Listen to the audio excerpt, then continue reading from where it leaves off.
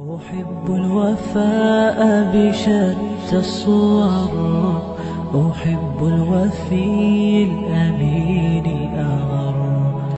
Prophet ﷺ agreed with Ubay ibn Ka'b that indeed the greatest ayah in the entire Quran is Ayatul Kursi. أعظم آية في كتاب الله عز وجل. This one verse has more than 20 of Allah's names and attributes, and in fact the whole verse from beginning to end is nothing other than the names and attributes of Allah subhanahu wa ta'ala. It is because of this that this verse is the greatest verse in the Quran. If you recite Ayatul Kursi, then nothing will harm you. No jinn, no waswas, no evil, nothing will harm you for the entire night. Allah will send an angel down to protect you.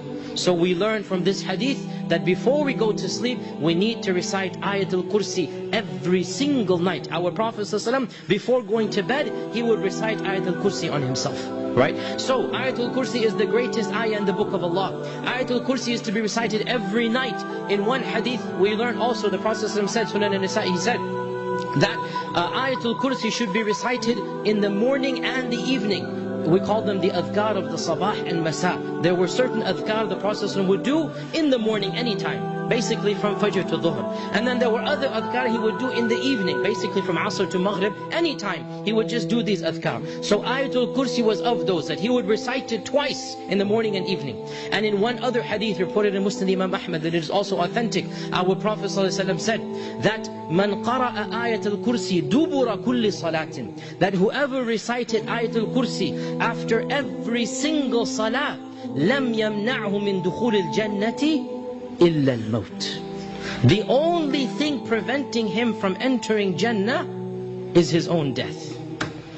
This is one of the most beautiful ahadith that I want you all to memorize and then act upon, beginning from today. What did the Prophet ﷺ say?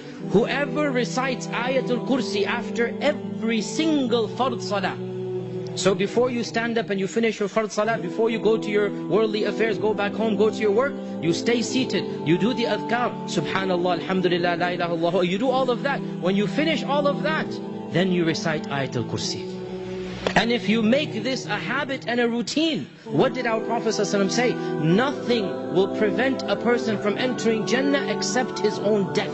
Meaning, you are a person of Jannah if you recite Ayatul Kursi after every of the 5 salawat, which of course means you better be praying 5 times a day. That's understood in the hadith, right? You must be praying 5 times a day, and then you recite Ayatul Kursi after every single salah. Now, why? What is so special about this Ayatul Kursi? It is but one ayah. It is 1/3 of a page. And there are so many other verses of the Quran. The Quran has over 6,000 something verses. Why does this verse stand out so much? The response is very simple.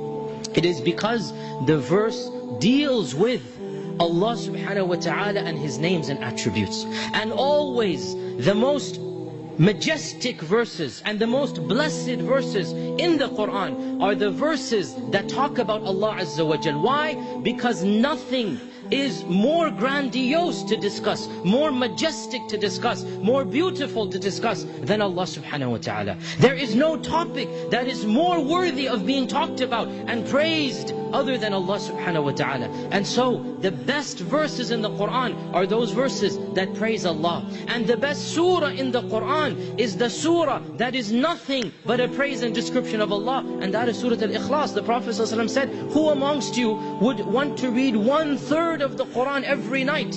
The Sahaba said, who can manage this, O Messenger of Allah? Who can read 10 juz a night? So he said, I will tell you a surah, if you read it you will get 1/3 of the Quran. That is Surah Al-Ikhlas. Why is Surah Al-Ikhlas, why is Ayatul Kursi so blessed and holy? Because the content of these ayat and surahs is Allah subhanahu wa ta'ala and the names and attributes of Allah Jalla Jalaluhu. I remind myself and all of you that we should be repeating and memorizing this verse and repeating it day and night, morning and evening, and after the end of every single salah.